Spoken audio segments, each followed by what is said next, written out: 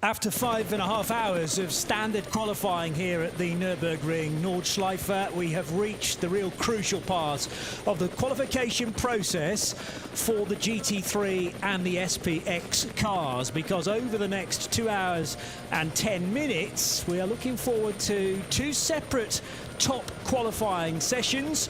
But the difference here is that the cars will be set off at 10-second intervals, and theoretically each of the chosen drivers for their various mounts will have the Nürburgring Nordschleife to themselves and 2 stabs at it. So you can afford a slight error on the first attempt, because you will get to go around again here at the Nürburgring 24 hours, the 50th running of this fabulous race.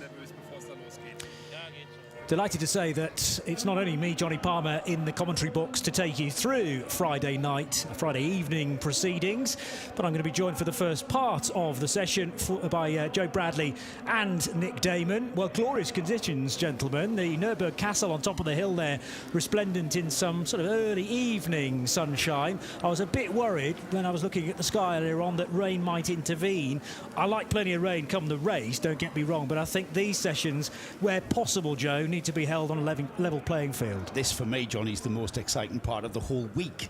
It's an all-or-nothing session. The pressure on these drivers, and indeed the teams, to get the cars right for this run, it's immense. The intensity of the night is fantastic, and to have the conditions that you've described are absolutely perfect. Not too hot, not too cold, not too windy, and more importantly, dry. So we got a combination of the GT3s, the SP9 cars, and some SPX machines in there too. In fact, all 3 SPXs are going to be in this first session of the 2, billed in the regulations as Top Q1.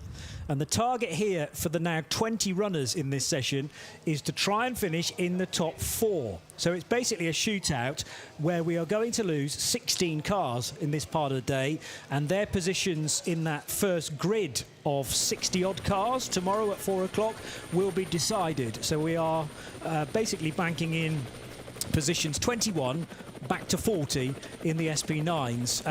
And they can't all fit in there, Nick Damon. There are plenty of cars that deserve to be in Q2 already, but it's going to be quite a fight. Yeah, I mean, there's a number of top teams taking part in this event. Obviously, there were 2 qualifying races. Some of the teams who were here didn't take part in those qualifying races or had problems, so they hadn't automatically qualified through. They're looking for 4 places. The interesting thing is that when we get to top qualifying 2, the draw has already been made for when they go off. So they know that if you are the top qualifier in this session, you'll go off 12th. If you're second, you'll go off 4th. If you're third, you go off 3rd. And if you're the 4th person in there, you'll go off 8th, because we have got 20 cars go off in order. That's been drawn already. I did wonder how long that was going to take, actually. I thought we'll come in, they'll obviously have to get something like Bobby Davro in to get the balls all rolled round and then pick them out. But no, it's already been done. Yeah, I was looking forward to that Tom Bowler type draw on the main straight, actually. I'm just thinking, who'll know who Bobby Davro is, Nick? You're going to have to explain that one, but maybe another time. Maybe in the night time. Maybe, Saturday 3 or 4 night, Sunday morning. Yeah. That would be ideal. Sorry, I mean, do you not immediately think of 80s TV stars, think of someone driving a Tom Bowler? Straight, did he know?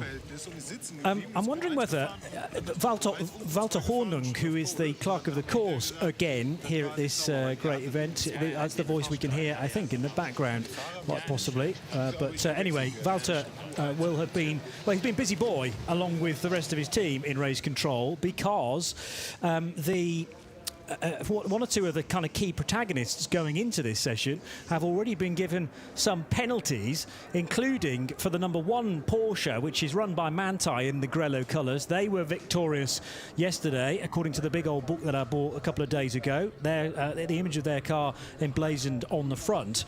But we know for a fact that car's going to have to start the race at the back of Startgruppe 1.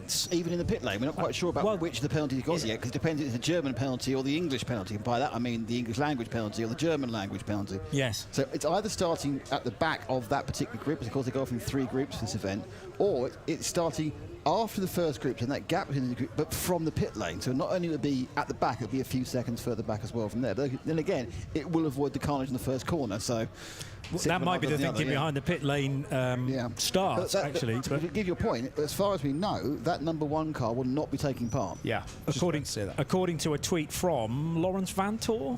I maybe? believe so. Yeah, There's certainly been some social media-age from one of those drivers to say that's us out of the session now. And there's something I suggested in one of our earlier broadcasts.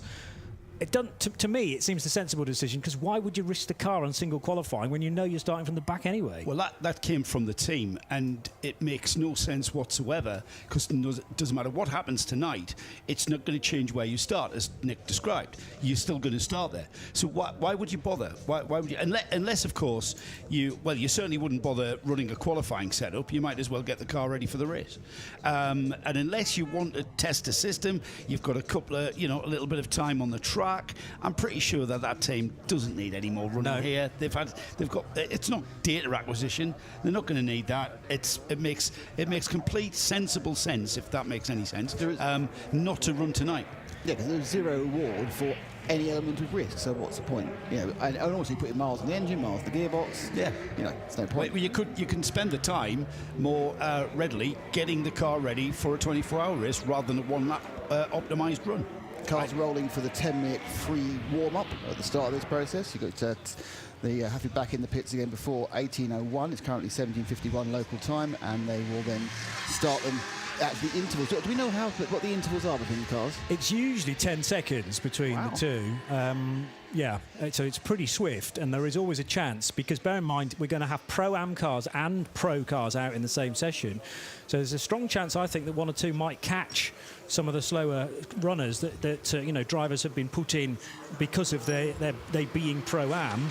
And the cars that are going to be in Q1 and then potentially going into Q2, there have already been nominated drivers for the second session, because the one bit I missed in the rules, to be honest, is that you can't have the same driver in each of Q1 and Q2. So if you are one of the top four cars, you've then got to switch your driver. So, for instance, CP Racing, Charles Espenlaub is labelled as the Q1 driver, and if CP Racing are lucky enough to finish in the top four, it'll be Shane Lewis who does the latter session. And just to clarify for our viewers and listeners, out of these 20 cars that we're about to see qualify, 4 cars continue into the second qualifying session tonight. Now, you might think, well, what's the logistics of that? It isn't an issue, really. We'll refuel the cars, we'll put a new set of tyres on. These cars are built to go 24 hours, for instance. So having a little bit of a break after an optimised run and get ready for another optimised run to get you even further up the grid, that's not really going to be an issue at all. There'll be Jesse Crone in the Schubert Motorsport BMW. That car was looking very good, very handy in the 3 qualifying sessions earlier this week, one of which was held today at 2:10 for an hour. Yesterday evening's was the longest at 3 hours, from 8:30 through till 11:30.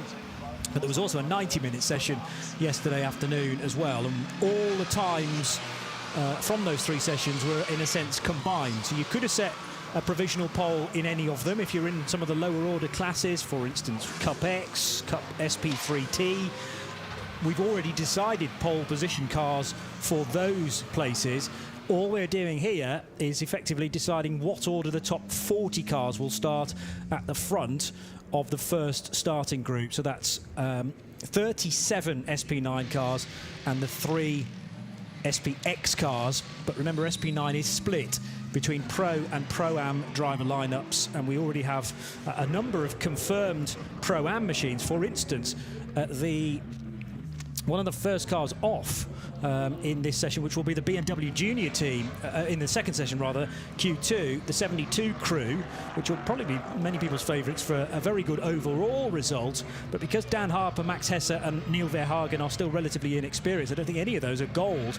And when you add up their precious metal via the measurement system that the organisers have in place, they are a Pro-Am team, and they will be 9th off in Q2. But 2 cars running in formation, 33 and 44, both from the Falken Motorsports outfit, Joe. We've already got problems though, Johnny. The 706 numbered Glickenhaus has come to a halt on the Grand Prix Strecker. It's just at the kink before the chicane, before we head out onto the Nordschleife, and that's brought out yellow flags there. Car stranded, so that's going to have to be recovered. So that might delay the start of this session proper, I should say. One adjustment has been made between the initial list of cars that had pre-qualified and then when that was made official, because I noticed that there was a temporary list and has been there for a number of weeks now, which contain 15 cars that are definitely going to be in Q2. That's now 16, and a few of us in the media centre were trying to work out which car had already got the lucky dog, if you like, without needing to run in Q1. It's the number 6 Mercedes-AMG Team Bilstein car for Hubert Haupt, Marvin Dienst, Nico Bastian and Gabriele Piana. So that's 3 silvers and 1 gold in the form of Bastian, and that's another Pro-Am car, therefore, as the Glickenhaus is struggling to get up to speed as well. Glickenhaus in by virtue of the fact that it is an SPX car, and its allocated driver should be, as long as it gets there, Felipe Fernandez-Larza, to go off 4th in the order. It's moving again. Good. So I think that was probably a control-alt-delete situation. The car was just pulled off to the right-hand side of the track, driver's right, just coming through the kink before the Vedal chicane, and the car remained, it switched, it's going slowly again, and I'm not really sure, he's missed the pit lane, hasn't he? So well, that might be part of the plan, because, as Nick says, this is effectively free practice, or a shakedown, a warm-up ahead of qualifying. It might be that the Glickenhaus, 5 minutes to go. So some have decided to already find their positions to drivers left on the start-finish line, and then others might be going around again. He's taken up his position, isn't he, for the run? So he's got he must be happy with the car. He hasn't gone into the pits, so the control-alt-delete, the reset that he seemed to carry out there, out on the back stretch through the kink, seems to have worked. The car's moving, and it looks like he's pulled in to his starting position, which is 4th. Yep. He's fourth in the queue. So Felipe Fernandez-Larza elected as the first driver, and if the Glickenhaus does get through into phase 2, it'll be Franck Mayer to take charge of the 706. So KTM from AG/True Racing should be at the sharp end of the field, with Tim Heinemann to start that, and Reinhard Koffler, the nominated driver for Part 2. So it's actually going to be a SPX car to start, a Pro-Am SP9 car second, and then the Schubert Motorsport BMW. I fancy Jesse Crone, once he's waved off 20 or seconds behind, he's going to have some overtaking to do in the first bit of his lap. Now, remember, it's there's a flying lap, there's an out lap, a first flying lap, and a second flying lap. So there is the strong chance that the 20 car will be clear and into decent conditions after that. You're the 20 car, you're going to be able to make up 21 cars, so you're going to be able to make up a bit of time to get past there too. There's going to be some cars in this mid-pack who are going to find themselves held up. They won't have enough time, even though lap in the flying lap, to make up. You're looking at making up 30 or 40 seconds on some over those 2 laps, but you'll find you'll be right behind someone. If it's an SPX car, you could lose 5 or 6 seconds just there. The interesting thing for me is it's going to be the first time we've had all week where we've got a relatively clear track for these drivers, and we're going to see a quicker run as a consequence of that. So yes, you may have 1 or 2 cars to get by, but fundamentally the purpose of tonight in this qualifying session is to give the drivers a chance of a clear run around the whole of the 15-kilometre miles. 15 miles. 15 miles, 15.3 miles. 25 kilometres. Yeah. Why does it do that? 25 and 50. Well, because they're two different types of measurements. I know that. But let's say, 15 miles, 25, it's 25. I knew there was a 5 in there. 25.378 to be exact. Now the brain's working straight in with the details. Very good, Joe. I'm impressed. I'll give you an idea of maybe the sort of ballpark we're going to be thinking about, because in the top qualifying session for the qualifying races, now remember, we have NLS rounds, but we also have 2 qualifying races ahead of the 24 hours. And Augusto Farfus, a couple of weekends ago in the 99 BMW, did an 8 minutes, 8 seconds lap. And that's the Grand Prix circuit and the full Nordschleife, 808.421 to be exact. And the quickest time so far this week has been in 8 minutes 14. Yes, so a long way away. And that came about in the first qualifying practice session. It did, when Nicky Katzberg set it. That has stayed there all week. Really not sure there've been many clear laps since then. That's the problem, There's been a little bit of scuffage around, a little bit of yellow, sometimes a very serious piece of yellow. It's caught people out with code 60s. As long as none of these guys throw it off on the first lap, it should be that everyone get at least one clear run. That's the 1 minute board, by the way, the whistle in the background there. Nice, the whistle for the 1 minute board. Nice to see using whistles here. In this digital world, we have a lovely blowable whistle. It's a proper referee's whistle as well, like football referee's good. whistle. The really weird thing now is apparently that KTM's offside. The other thing we got to think about is this race is completely open tyre. So the Falkenhorst Motorsport BMWs, I know for a fact, are on Yokohamas. Most of the Audis are on Michelins. I think there's some Falkens in there. There's the two Falken Porsches, 33 and 44. KTM, not sure, actually. I don't think the GT cars, did they? They didn't qualify. They're in the much slower class, aren't they? Yes. So, it's a lot of the... Is that Hankook I can see on the decal on the car? Might be. I'm not going to call that one yet. But GT tired cars, are in the lower classes, but we will obviously put the spotlight on those when we get to the race. The green flag's about to be raised to allow Tim Heinemann in the 116 True Racing KTM to set off. They're Michelin tyres on the KTM from Austria. Next car will be Charles Espenlaub in the 21 Mercedes. Just about getting a forward gear there and lighting up the rear Michelins to heat them up nice and early.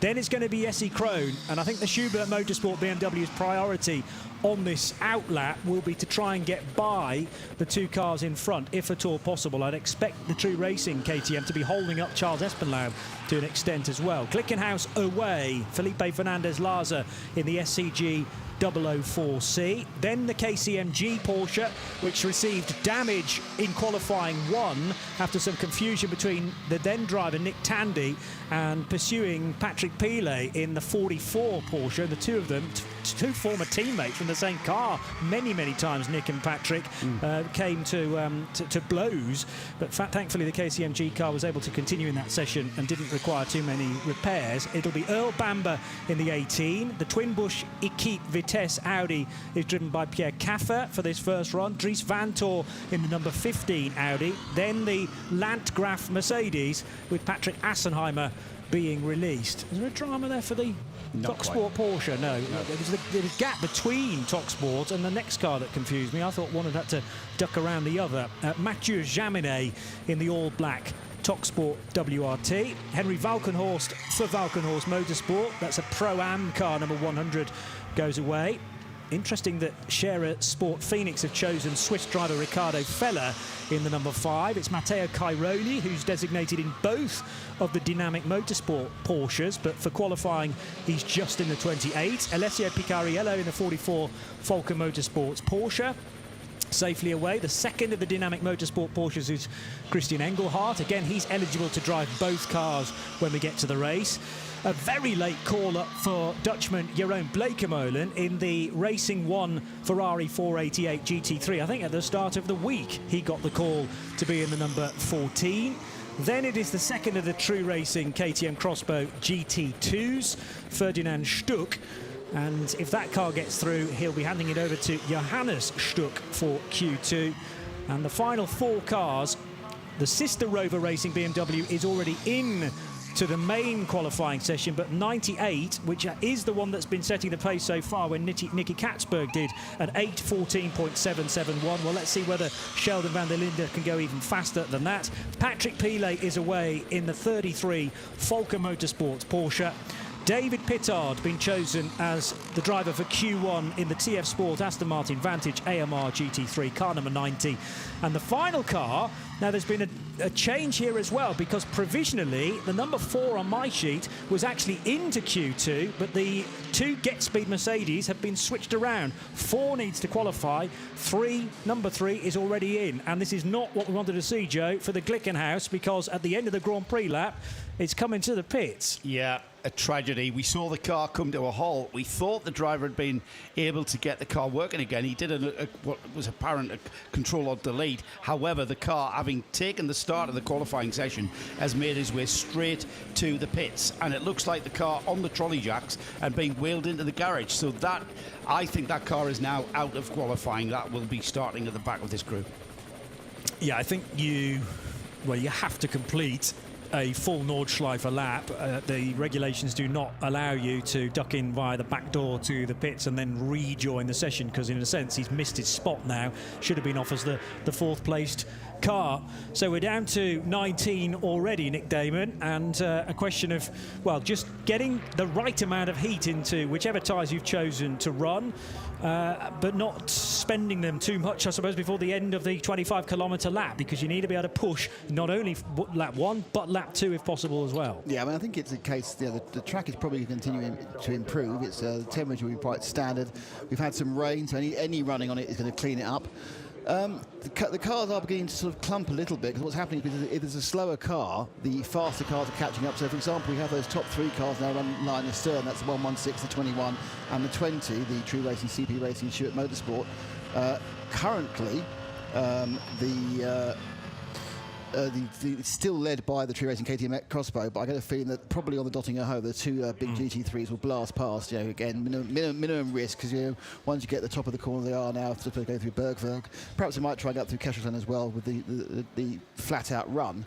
But yeah, I mean, it's tactic, isn't it? There is the option, in fact, of course, to fall back if you think you can find a big enough space.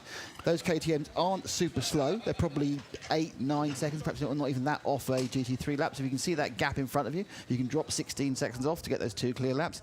That's also a tactic, whilst keeping the warmth in the car, the temperature on the tyres, because obviously by going slow you reduce those optimum temperatures, or as you say, possibly you actually manage to save your tyres better, Johnny. Or do you wait until you're coming out of Tiergarten, get a lovely slipstream across the start-finish line and go across the start-finish line 5-10 miles an hour more than you would on a normal lap? So we're going to see a little bit of tactics here.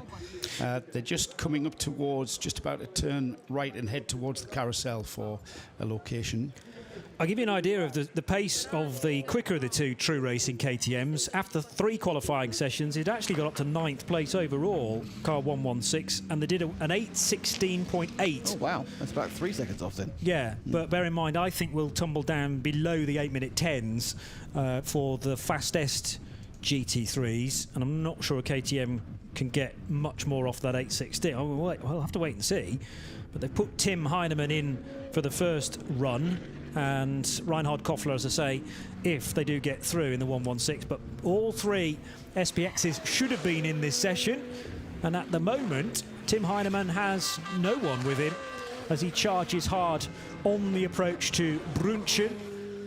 Yeah, they're just the guys have decided to make space. They have taken the information I didn't have, which they're only going to lose 4 seconds to the Crossbow probably, and they're backing off. I'm not quite sure. I think actually that Jesse Crone now is getting more interested in getting past Charles Espinal in space. Definitely, Crone looking for a way by the American at every turn of the wheel there. Ice curve next for the KTM Crossbow. Doesn't look to be a great deal of grip there, and the BMW's already passed the CP Racing Mercedes. So that will be the second car in the order now as they re-emerge at the end of the Dottinger Hoe in a couple of minutes' time, heading to Tiergarten and Hohenrhein, which is the real tricky chicane to end the lap. And that link road between the tourist lap part of the Nordschleife proper and the more recently built, although the 80s Grand Prix circuit. So they're now heading actually for Brunchen now, and the area where they leave the ground, and the Schwabenschwanz, which is the second concreted area, with Jesse Crone having dealt with the slight distraction of Charles Espinal. But Charles will be fully focused now on trying to get a very good Pro-Am time. It's going to be tough for the Pro-Ams in this session, of which there are 1, 2, 3, 4, 5 Pro-Am combinations, but obviously you don't have to utilise any of your bronze or silver drivers. Sensibly, everyone's put in their quick S driver, but needing to hold back a reserve should they get into Q2. So Tim Heinemann still looking to get some heat into the Michelin tyres at the end of the lap, Joe. Bizarrely, he's been hammering round the Nordschleife. He's coming down the Dottinger Hoe, and he's still not happy with these tyre temps. He's heading down the straight towards Tiergarten, not quite at the kink yet.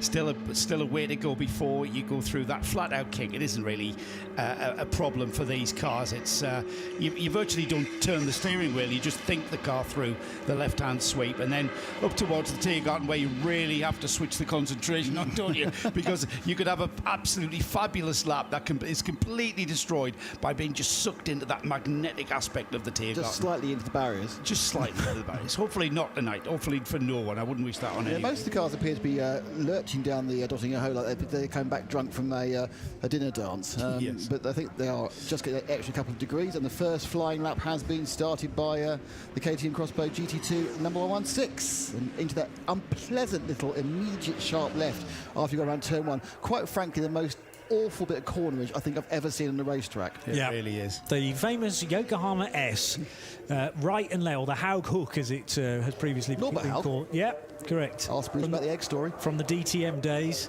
Okay, I'll back that. Down towards Dunlop Kera, the hairpin at the bottom of the hill. And Tim Heinemann still with no immediate pressure from behind. It's testament to the speed of this KTM and how it's been developed through the years, the Crossbow GT2. Because Jesse Crone, who's only just heading into the hairpin now in the background, and Crone, he's going into the second sector now. Heinemann quicker than Crone. Wow. In Sector 1. In fact, Heinemann's so far the quickest in Sector 1, 40.1. That's in comparison to a 40.4 for Crone in the Schubert BMW. CB Racing's Charles Espenlaub is 41 dead through that first sector. So that Crossbow is a very, very quick race car. And there's us thinking that it was maybe Crone just backing out of it a little bit to give himself a bit of space. I think he's struggling to catch it. This, of course, is the actual racetrack part. This is the part that the GT2 car excels on a large F1 circuit. Now, everything changes. Now we're on the Nordschleife, and it's uphill, down dale, it's narrow, it's nasty, it's bumpy, and it's not quite the same for any car to perform in. This is where these drivers that are out there tonight earn their money. This is where these guys earn their big bucks, because the pressure of running on the Nordschleife and knowing the job is to optimize every single aspect of it, that's quite an ask. And the level of ability and the performance level from the drivers and the concentration level and everything, on every level, everything is having to be optimized. The drivers have to be really on their game here. Tim Heinemann, still relatively early on in his racing career. He's only 24 from Germany and has run in the ADAC GT4 Championship for a couple of seasons, but ran in Cup X with a crew that are here this year, actually, Team McChip DKR. And they're not in Cup X because that's an all Teichmann Racing division this year, but McChip are here. Oh, now what happened at Schwedenkreuz, because there was a puff of smoke, I think that was from one of the front tyres as Tim tried to slow the KTM in time for Arenberg, just briefly unsettling the car, but the pace was actually still pretty good and he barely ran out wide at Arenberg and heading for the foxhole, so dealt with that unexpected moment very well indeed. Crone's clawed a little bit of time back in Sector 4, but still the man who's got the quickest run so far into Sector 4 is the car that went out first, the 116 Crossbow. Fastest car through Sector 1 at the moment, though, is Matthew Jaminet in the TalkSport WRT Porsche. He went out 9th, and his time, fractions though, isn't it? Just thousandths of a second difference. That's put him fastest in Sector 1. Still faster than Sector 2, though. Still the Crossbow. Just dealt with the two left-handers at Metzgersfeld. This is Kallenhard, the right-hander, and Versyphen coming up too. And we're at the point of the track for Tim Heinemann now, where he's plunging downhill towards Exmüller, which is where in days gone by there was a second, or still is a sort of a second entry onto the tourist laps there, but very rarely used. And sections of the track that start to look a little bit the same, because you've got the downhill right, then followed by a left, and that configuration of corners is almost repeated before you get to Exmüller properly, as he now goes over the road bridge and starts the ascent to some really quick stuff at Kesselchen, Klostertal, and then the slower right-hand approach to the carousel, halfway up to Hoher Acht. And there's definitely a racing line of tyre wear that, you know, the rubber's gone down over several sessions, and not just the 24-hour cars. I can see that glinting in the sunlight, actually, that racing line, which has rubbered up nicely. This section is completely uphill. You need a really strong engine. You've got to come out of Bergwerk really well, because that momentum can just be sucked away, can't it, that uphill run. And then as you get towards this section of track now, that he's through Kesselchen, he's heading towards the left-hander at Klostertal.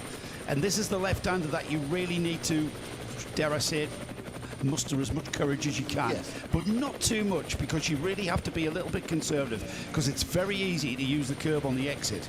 Now he's down towards the right-hander that leads to the uphill stretch towards the carousel.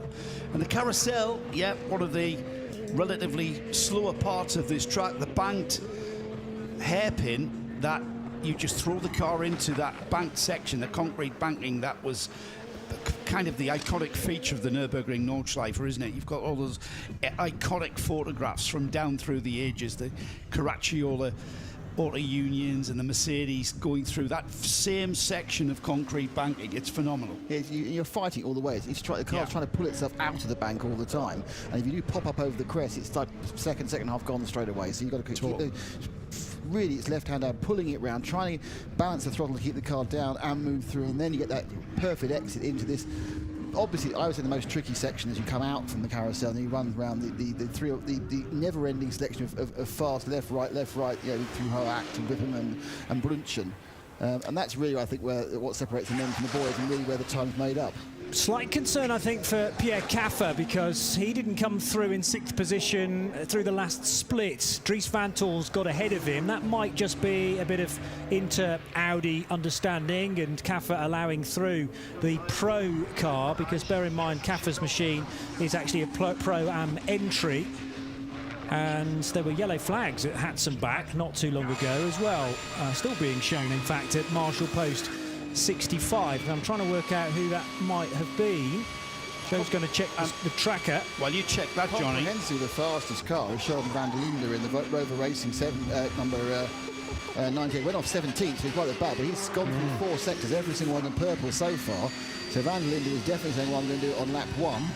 He's actually got the True Racing crossbow, which is also has disappeared off of 2 sectors, so that's interesting. Well, that is the problem at Hatzenbach. It's the 117 True Racing KTM of Ferdinand Stuck. Now, you don't often have a small moment at Hatzenbach. The swing of corners right and left and right and left. Has he hit the barrier there, or has the car just stopped? But there are a couple of Marshall posts displaying yellow flags, and that's going to rather scupper everybody else that is either due to go through that area for the first of their laps, or indeed the start of the second lap for everyone. So does that mean that pole position is automatically going to be decided on this first run for everybody, and therefore Sheldon van der Linde is in the perfect position to get into the top 4? I'm sure the race control will be right on that, and be, if the car has hit the barrier or has been it's certainly come to a halt, but they'll be trying to think about how to recover that car very, very sharply, so that they don't destroy what will be a second run for these drivers. Well, it'll be, ironically enough, the sister car at True Racing that will be the first car through that area, because now Tim Heinemann is heading through Hohenrhein and over the grid hatchings to complete the lap. It's an 8:13.095, so that is faster than any of the SP9s have been all week. And to give you an idea probably of how low we're going to be dropping for the next car through, it's an 8:12.883 for Jesse Crone. He was able to go purple on one of the speed traps, got up to 206 kilometers per hour through sector 5, the middle of the 9 sectors. But intriguingly, Tim Heinemann faster than Crone in that final run to the line. So clearly straight line speed in the KTM is very, very good, as we've noted on the Grand Prix circuit. Over the line next is Charles Espenlaub, and Espenlaub's time for the CP Racing Mercedes is an 8:27.361. Now just slotting between Heinemann and Espenlaub is Earl Bamber in the number 18 KCMG Porsche, and to second fastest Dries Vantol. And as I mentioned, Dries was off in as the 6th placed car, rather 7th placed car, and came through 6th, so he's got ahead of Pierre Caffer somewhere around the lap, and has gone second fastest in Dries's number 15 Audi at 8:13.059. Expecting Mathieu Jaminet across the line very shortly, and I just think I heard the rumble of the 6.2 litre V8 of Patrick Assenheimer in the Landgraf Mercedes as well. They are all in the final sector as Mathieu Jaminet clips the curb at Hohenrhein over the slight rise there. That hairpin on the Grand Prix circuit has recently been resurfaced, I've just noticed. And over the line will go Jaminet to the top, 8:12.672 after his first run.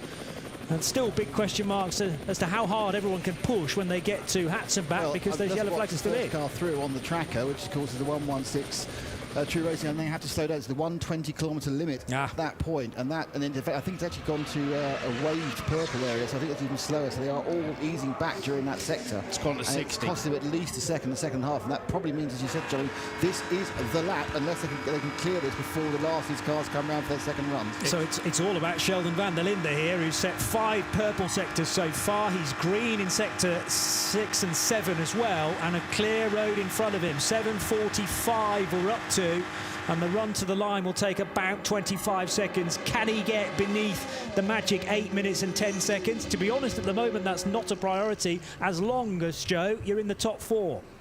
Absolutely. I'm intrigued. I'm really excited to see this Rover BMW into the Tiergarten now. He will then go through the left-hander, flat out now, up through the gearbox and across the line. He's got 5-6 sectors in purple showing up.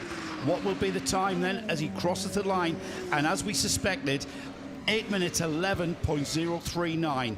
And that car's gone to the top of the timing. It's going to be this lap, because if you look at the people who've gone through that slow zone, you've got 111, 118, Van Linden at 102 through that sector 3, where the problem is. The KTM's on a tow rope, and I'm trying to work out how much damage is there for Ferdinand Stuck, but at least the car's no longer on the racetrack, but the yellows are still out, and I think the speed limit's still going to be in place for a little while as well. Yeah.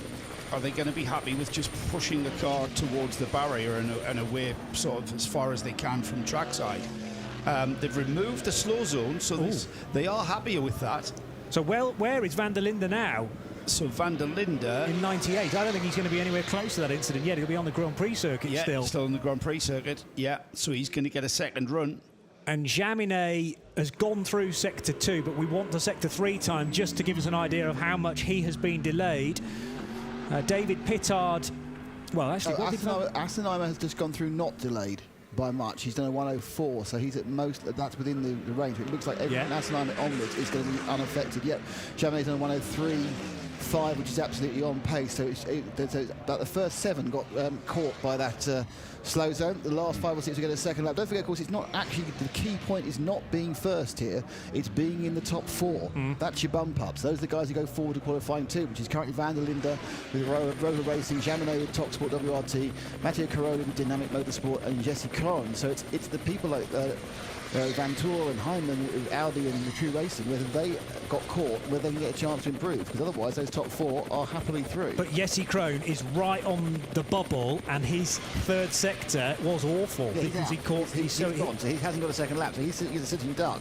So were either Lawrence Van Toor or the True Racing? Well, we know that Heinemann was caught, so either Lawrence Van Toor or Patrick Pilet, were they the other side of the actual damage? Sorry, the slow zone. Well, Pilet hasn't produced a third sector time yet, so he'll be fine, I think, too. David Pittard, likewise, he was further back. Pittard was off as the penultimate car. And Engel as well, which I think is must have a chance of making it. So there's 3 or 4 people who can steal that 4th place.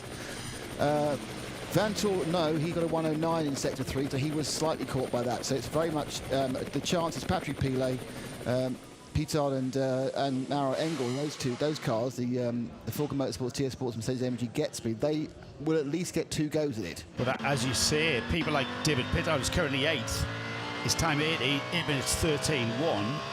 He's now got a second run, and the car's just ahead of him, stifling his move into the top 4, are the cars that were slowed and stifled with regards to that slow zone.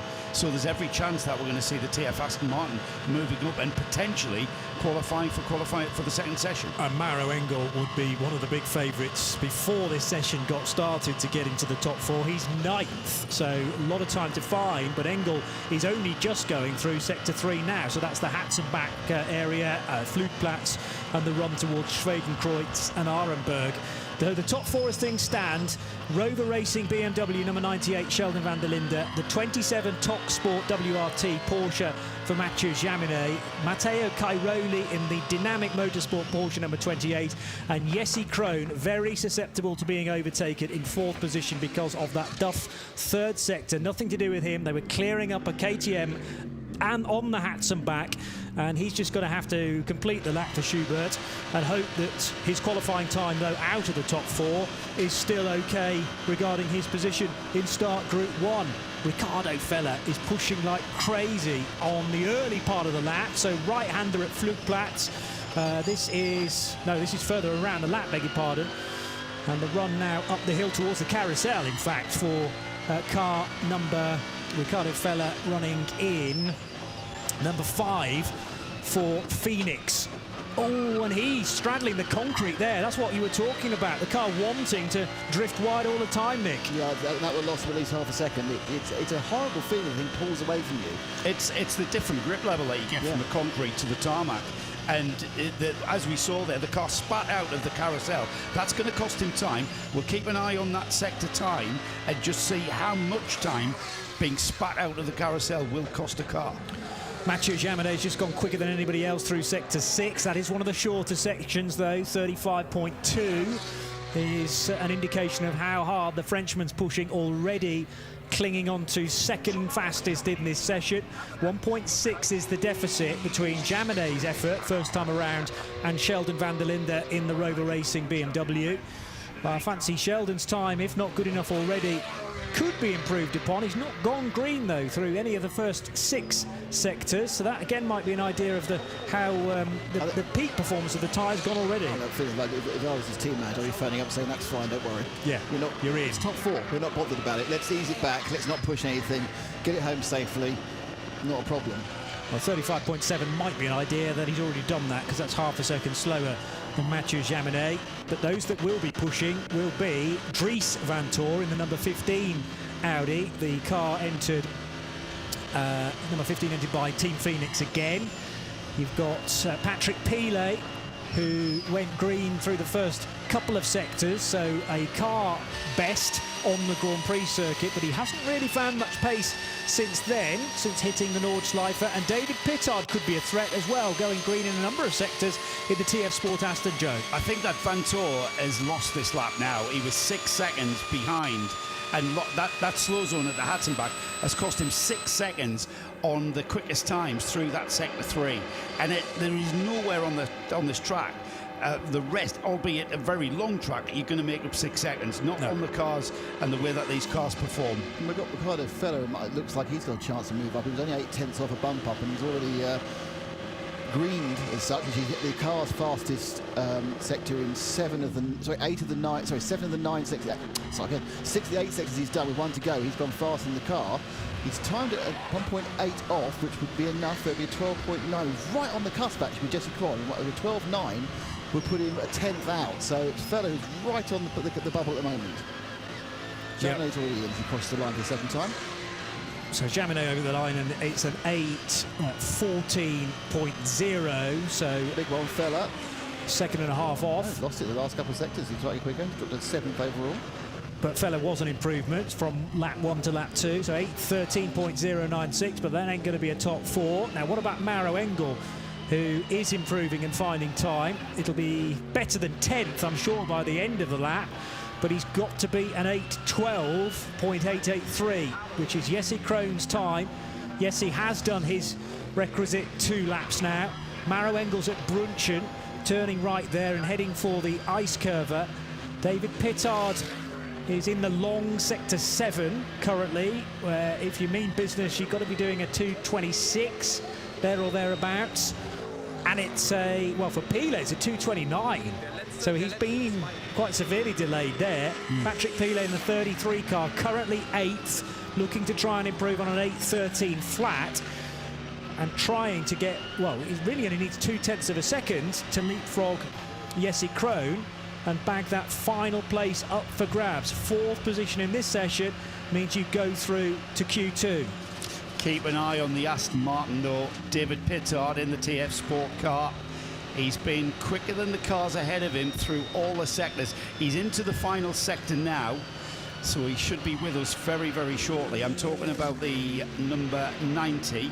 Yeah, Piddard only Aston need Martin. find about 4/10 to go past Jesse Crone currently in fourth. So with all those green sectors, unless he's dropped one somewhere, it's looking quite good. Coming out the Tiergarten now, crossing the line. What was that final sector? And he hasn't moved up the order. 8:13. In 8:18 that time. 8:13.4. Yeah. It's 3/10 down from his previous lap. 8:30.4, yeah, compared something to the went wrong. 0.1.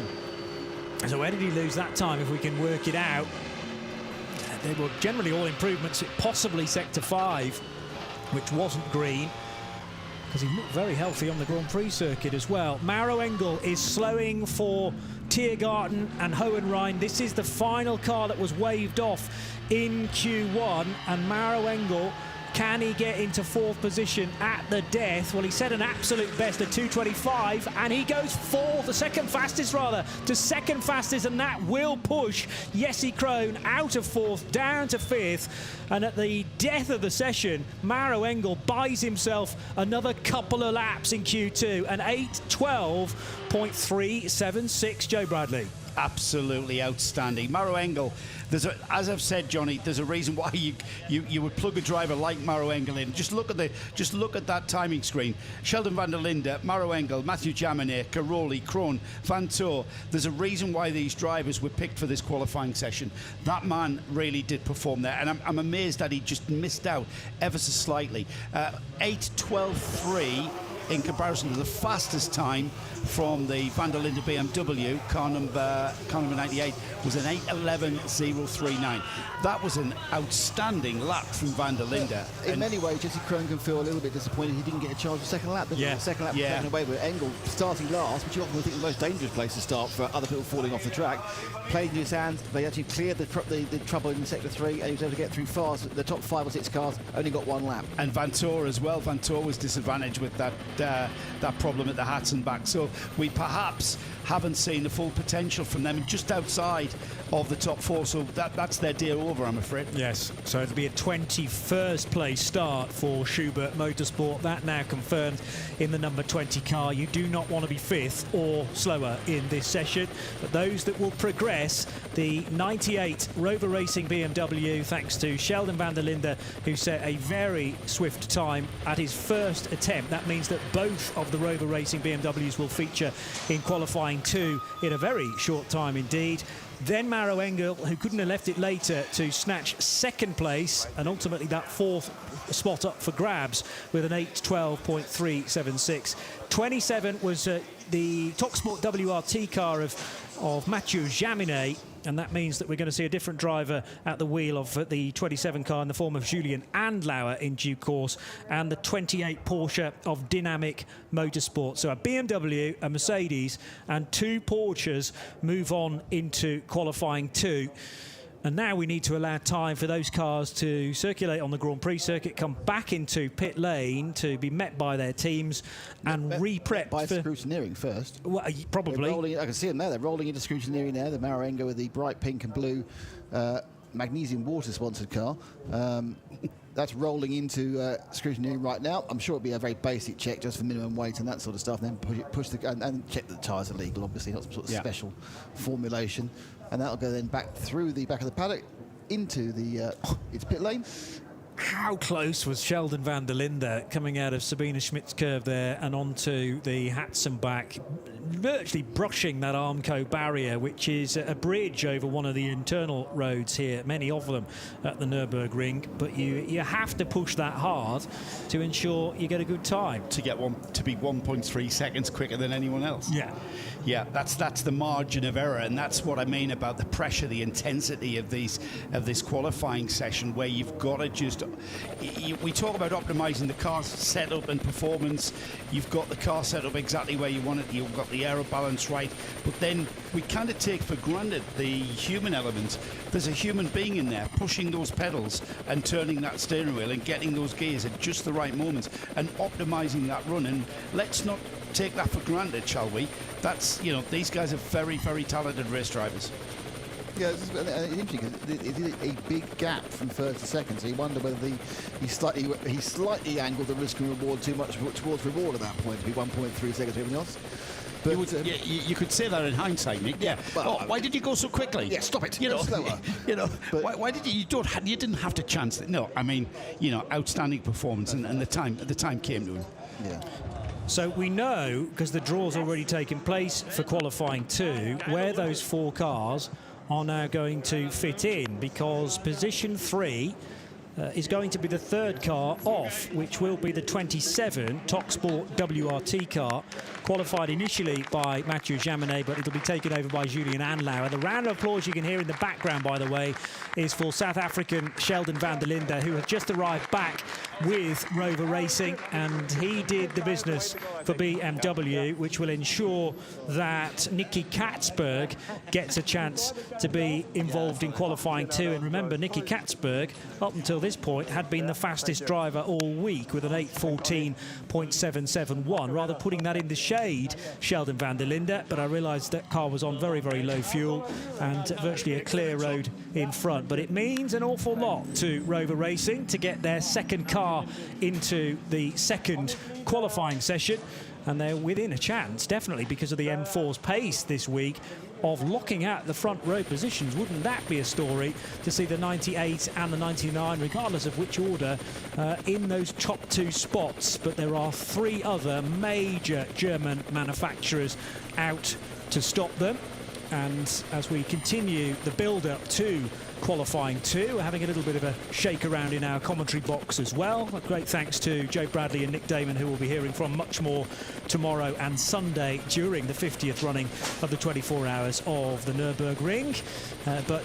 So they bail out of their cars, if you like, and new pilots in, Ben Constanduras and Peter Snowden. Well, that was exciting enough, Ben. We're going to do it all again now with theoretically even quicker cars. One interesting observation that we saw from that previous session was those last 3 cars that we saw over the line, they were interrupted by the yellow flag at the start of the lap. The KTM was ahead of them, so Pittard, Pilet and Engel were not able to do fast laps on their first laps because they had to be slow through the yellow flag. Gotcha. Engel was over a second slower than perhaps he could have been on that first lap, and because it was so tight at the head of the field, that was enough to put him 8th, 9th after that first lap, but obviously he had the pace to be able to improve on the second lap.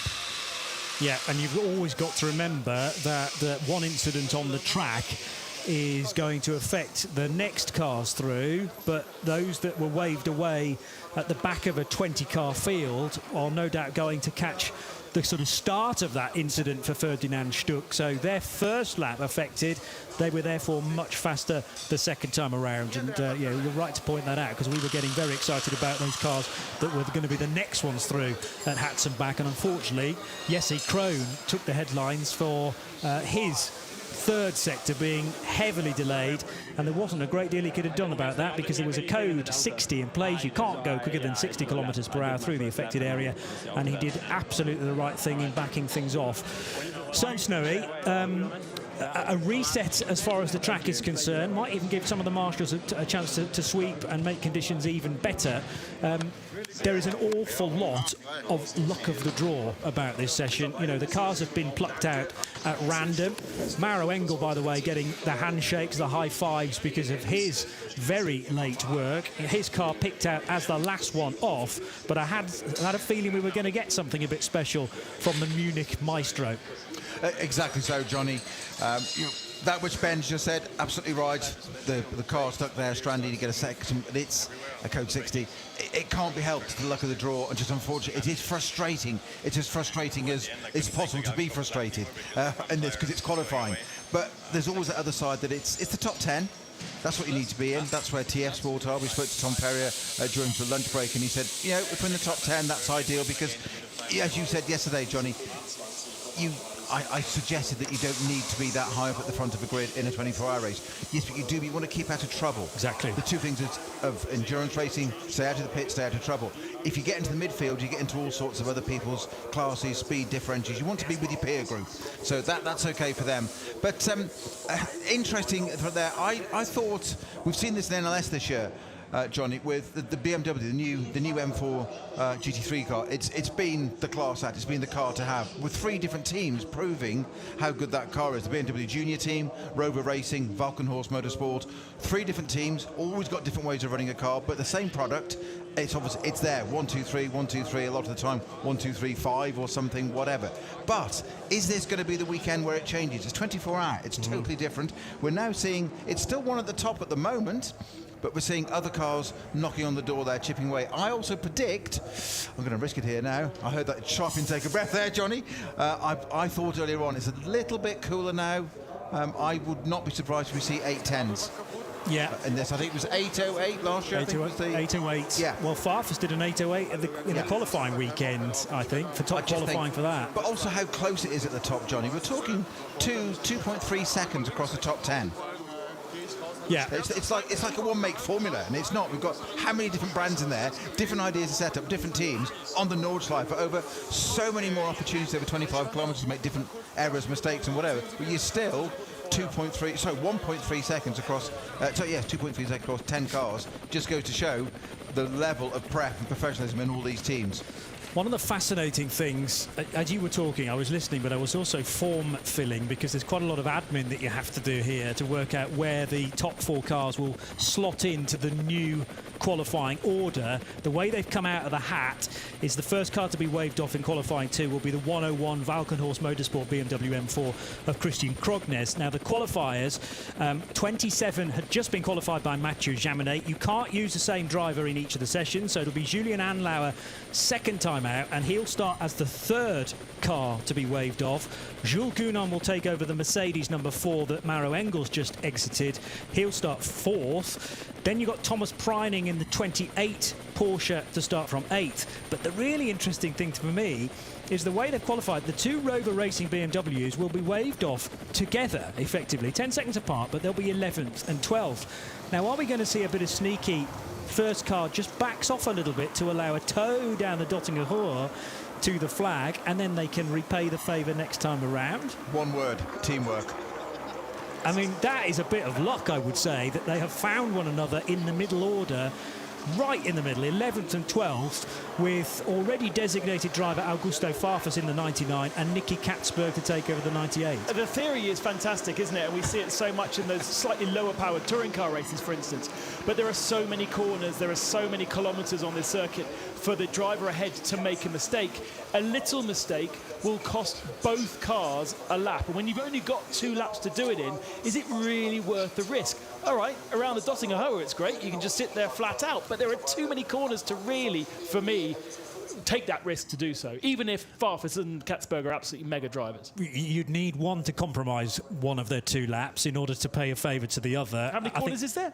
140, 150? I think it goes up one every year. I keep coming back here, but there's too much. I mean, that was mainly in jest. There's way too much to lose if you try and mess about with the formula. But nevertheless, it's going to be interesting, because I'm sure that's entered Rover Racing's mind purely about not tripping over one another as they start nose to tail for this second session, which is, by the way, just over 7 minutes away, Ben. Of course, if you ask Katzberg and Farfus if they were able to do it, they would say, yeah, we would never make a mistake. Yeah, naturally. Yeah, of course. Yeah, but it's not going to happen. But that's what a team manager has got to process and organise and manage. Quite literally, team manager is the drivers will want to do that. Now, obviously, the worst thing, the flip side of that is, of course, Johnny Ben, that the worst thing you want to do is trip over your teammate, and in that moment of, not madness, but in that moment of wanting to do a little bit better, drivers want to do that. Telling a racing driver to go slowly doesn't really happen very often. Yeah. I'm now thinking the downsides of all of this, because if like the previous session, you get a car off, they're both on the same bit of track together. Yeah. So you're going to get the compromise at the same time, and there's no way really of separating them. I've talked myself massively out of that argument now, and I would prefer to have one car at the front and one car at the back of the 20. I've said it for a long time, Johnny, that you would make a great politician, because you can explain both sides of the stories eloquently and believably. Thanks. Yeah. So, Palmer. You go with whichever argument I've just presented, and I will win either way. I'm going to go with the body language expert in this this team of commentators. Just watching Mauro Engel there talking to Jules Gounon back in the pit garages, and Engel didn't look very happy. He wasn't the kind of a man who's just achieved something great. He looked like he struggled a little bit with the car. He was describing how the car was oversteering a little bit, had a bit of a snap at one point. I'm obviously taking this all from his conversation we couldn't hear but just see. But certainly didn't look like a man who just achieved something great. And so I think maybe they're still chasing something in that Mercedes. About 5.5 minutes away from the session, and the crowds are back again in force in 2022. We have really missed them over the last couple of years for obvious reasons, but that pumping dance music, and if you get even deeper into the forest, it turns into thrash metal. When you move from one area of the campsite into the other, there's kind of no fade between that music. It's just like a wall of sound that hits you. And a lot of fans here, almost the fact that there's a racing event is secondary. They've come out with their mates during Ascension weekend. It's a 4-day weekend here in Germany, and they've clearly had this booked off work for probably a year or more. But isn't it fabulous to have, particularly at the Mercedes Arena, you know, the grandstand stacked full of fans? It's also, when you're driving around, you think the drivers have got these emotions of driving the car, etc. But you are aware of everything going on around you. And not only is it sounds and stuff, and you can hear bits of music and stuff going around, but it's also some of the smells and things you get, and people get barbecues going, and there's bits where you know they've obviously eaten already because the smell's gone, so it's been cooked and gone. There are other senses that are affected as you're driving around, and it's quite extraordinary when you get out into the at night, and you're thinking, oh, okay, that's interesting. Well, if you get a lot of barbecues, almost what feels like a mist descends, but it's just smoke, and you've got to be a brat mist. Yeah, I think it has to be, yes. and it's the ever-changing nature of the Eifel Mountains, whether you know, down to humans or down to the natural weather changes we get here through the day. I mean, when we arrived here early this morning, there was that typical mist hanging low, I should say, in the valley. Thankfully, conditions couldn't be a lot better this evening for qualifying. And the sun is going to get lower, although sunset's not going to be until about 9:30 tonight. So I don't think blinding sunlight is going to be an issue. And this little breeze as well that we've got, it's not too strong, but there's enough to clear anything that might be lingering. So if we do have the cold temperatures that we are forecast for on Sunday morning, as long as that breeze sticks around, it will blow the fog away. And of course, we've been heavily compromised by fog the last 2 years. We desperately do not want fog. We don't seem to have massively poor weather forecast across the weekend. There's a possibility of a little bit of rain, and we found that coming into the circuit this morning, it was drizzly and miserable and quite English, really. But it has developed, as it does in the UK, into a beautiful evening. Well, we saw the classic race this morning, didn't we, with more cars on the circuit than we got in this race. 187, I think it was. Really? In the classic race this morning, and it got to that awful stage of a racetrack where it's not one or the other. It's that greasy in-between bit, which is the most lethal, and then you ran the Nordschleife as well. So, but I think you're right, Ben. I don't think rain's going to be an issue this race, as he touched wood, touching my head, hopefully. But I think the fog early in the morning, that might, I think, predicted to come down to 3 degrees. Early hours, sort of 7-ish. Dawn, around about then. So that's the issue. Will it bring the fog in, and is there going to be enough, you said, the wind to clear it? Yeah. There might be some fog. How long does it stay there? That's what we need to get rid of. Otherwise, we could be potentially on for a record lap-setting distance, because it is not looking particularly wet conditions, and therefore we should have. I mean, we are a lot more aware of incidents these days than perhaps we were a few years back, so we're more careful when it comes to removing cars off the track, and therefore yellow flag zones, code 60 zones, things like that. So that might compromise the ability to go the longest distance ever, but there's still a possibility in terms of the weather.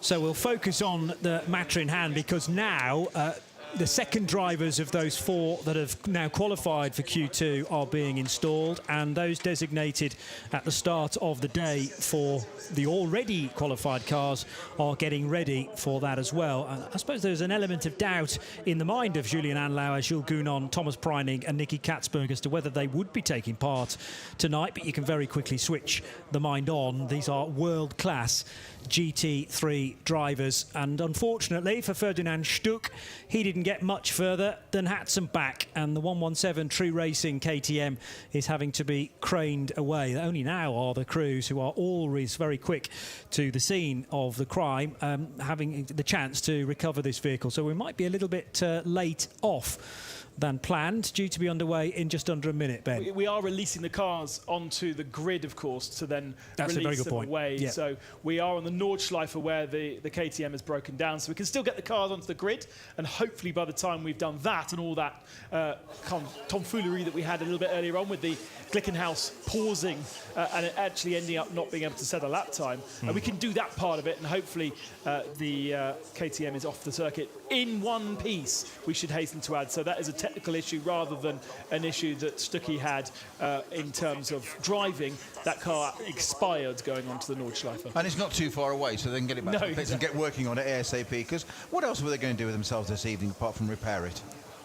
They weren't going to relax, were they? We were talking about record distances. I thought it was a fine time to bring in that actual record distance, which was set in 2014 at 159 laps, when Christopher Haase, Christian Mamero, René Rast and Marcus Winkelhock won for Phoenix. To put that into perspective, 159 the record. We were 100 laps short of that last year. 59 laps, because it was less than 10 hours of actual running, let alone racing. You know, much of the running that took place was affected by Code 60 and by yellow flags. And that was the new shortest distance in 2021. But the last time we had clean running in 2019, we were only 2 laps shy of that. 2 years before that, because the 2018 race was red flag for 2 hours, we were only 1 lap short of it. So if we have a dry race all the way through, it's very possible that we can go to the 160, the magic 160. And you think about the development that's taken place since that record year in 2014 to GT3 machines. You know, the lap time will have come down an awful lot, even on full tanks. So, yeah, the potential's there, folks. We're trying to build it up for you, and the fact that the weather conditions do look promising.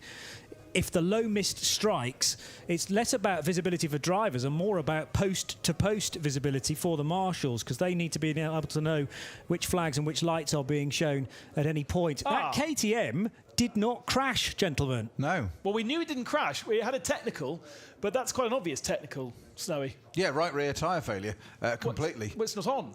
No, it's on. I think it's a wheel, actually. I think you're right. The rims with it as well. I thought the tyre delaminating was coming out. You're absolutely right, Ben. Your eyes are younger than mine, you see, so they're better. But yes, I just thought it was a tyre, but the wheel is completely off there. So as long as he was looking quite happy about loading the car up, wasn't he? So what's that telling me, a body language expert? I know you are, Ben. What it's telling me is that he's not sitting there thinking, oh, this is over. How much work to do? As long as it's only something like a hub failure, as in a hub nut or something, it's fine. I think the car has been lifted onto better at the Hatzenbach than anywhere else. Well, yes, exactly. The car's been lifted onto the flatbed with only 3 wheels on it. I think he's still got the 4th wheel down by his ankles. So here. Yeah, he'll be taking that back to the team and going, why is this separated to that bit of the car? And as Ferdinand was crawling along, sensibly staying off the racing line, David Pittard steaming past him, because, I mean, he will have seen the odd yellow flag, but he was not holding up, but because he needed clearly to get the pace through the Hatzenbach, wanting not to be ensconced into a Code 60 if it happened around him. So he probably thought, I need to get out of here, quick, smart, and pass the stricken car. There's a reason I gave him his nickname. Pitbull. Pitbull, Pittard. There's a reason. Yeah, so unfortunately for David, it was really all on the second lap, and he wasn't able to make that top 4. So we're not going to see an Aston Martin in Q2, but we are going to see Audis, Mercedes, BMWs.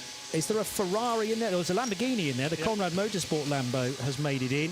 And the Octane 126 Ferrari, together with Porsches, of course, as well. And a couple of those making it through from Q1. So cars getting their final bits of preparation, including the 3 and the 4 from Team Get Speed. The BWT-backed cars heading out onto track.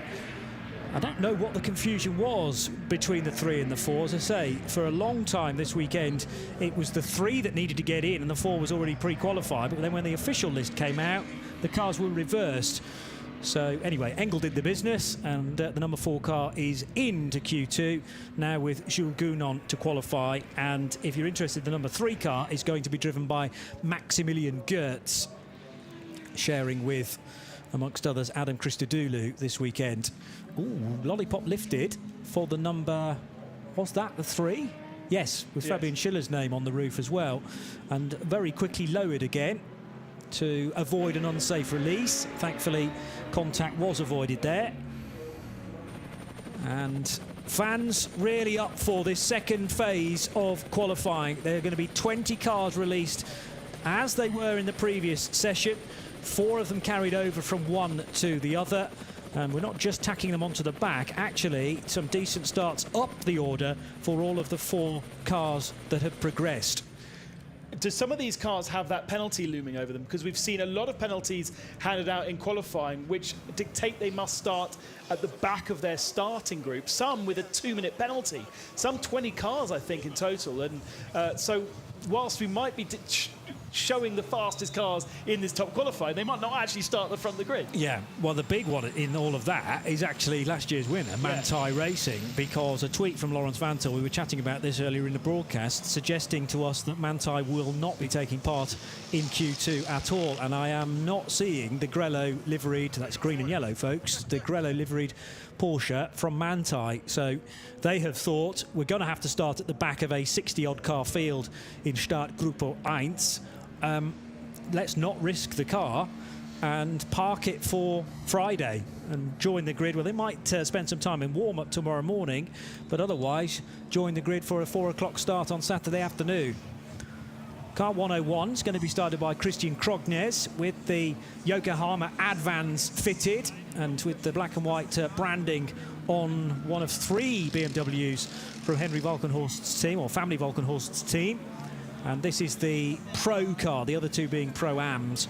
Christian Krognes, part of a lineup that won the Spa 24 Hours just a couple of years ago. Norwegian driver to kick things off, therefore. And slotting in behind, we haven't got yet Nico Bastian for the Bilstein Mercedes crew in another Pro-Am car. But parking up in his rightful position is Julian Andlauer in the black of Toksport WRT. And here now, as mentioned, Nico Bastian arriving. He's the gold in this 4-driver lineup, which also includes Hubert Haupt with the number 2 flashing. But BAS telling us that Bastian is on board as the elected driver for qualifying. So grid starting to take shape, gentlemen. And for those fairly early on parade, just a matter of collecting your thoughts, maybe visualising those 170-odd corners, Ben.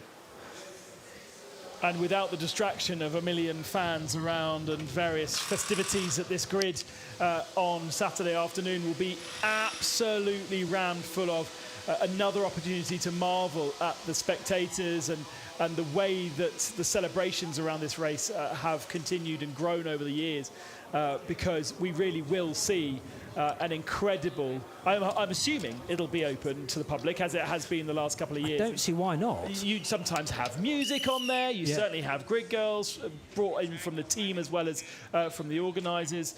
And that will be such a special way to kick the event off. But a lot of drivers find it heavily distracting. They don't like all of the fuss, and they were much happier to sit in a car with nobody on the grid and focus, Snowy. Quite right. That's what you're here for. Yeah. It's your job. Well, there's often so many spectators. I mean, I have been down on the grid ahead of the start of the race in previous years, and you struggle to find the cars. Yes, exactly. You know, and if you want a late comfort break before getting on board, if you're doing the opening stint, where's my car parked? Where's the team? And you don't need that extra stress. However... a seat. You could use a seat, but not sitting still on the grid? Come on, Snowy, you've been brought up better than that. You correctly so, but you haven't got time. I just noticed, by the way, and I'm sure many of our other eagle-eyed fans will have noticed that the Dynamic Motorsport Porsches are on Pirellis for this year's race. So majority of Porsches on Michelins, because in Carrera Cup Championships the 2 are married up, but Dynamic, Italian team, so maybe it's an obvious choice to go with Pirellis for car 28 and car 29. Cairoli part of that team. that's got the car through into this second session of qualifying. Obviously a winner last year, but a winner in the number 1 machine, so moving teams for this year. Still, the mood of the crowd is being revved up ahead of the wave off for these cars, and Ben's pointing out to me that the 2 Get Speed cars are together on the grid as well. We talked about Rover. We did, and that has completely passed me by, but because the number 4 car bagged second place late on, they will start 4th, and Maxi Gertz, that's Jules Gounon in the first car, Maxi Gertz right behind in the number 3 car, so they're going to be nose to tail as well. Well, let's see if which strategy they employ. Got a couple of different teams to have different approaches. The scars of a number of cars running wide down at the Yokohama S from a busy day of racing here at the Nürburgring Nordschleife. Cars of all sorts of different heritages, but these are the most modern racing this weekend, and in the case of the M4, a brand new in its first season GT3 machine. And is it the most numerous? Numerous in this session? Good I think question. It is. 1, 2, 3, 4, 5 BMWs. Mercedes will run that close. 5 of the AMGs as well. We've got, from an Audi perspective, I make it 4.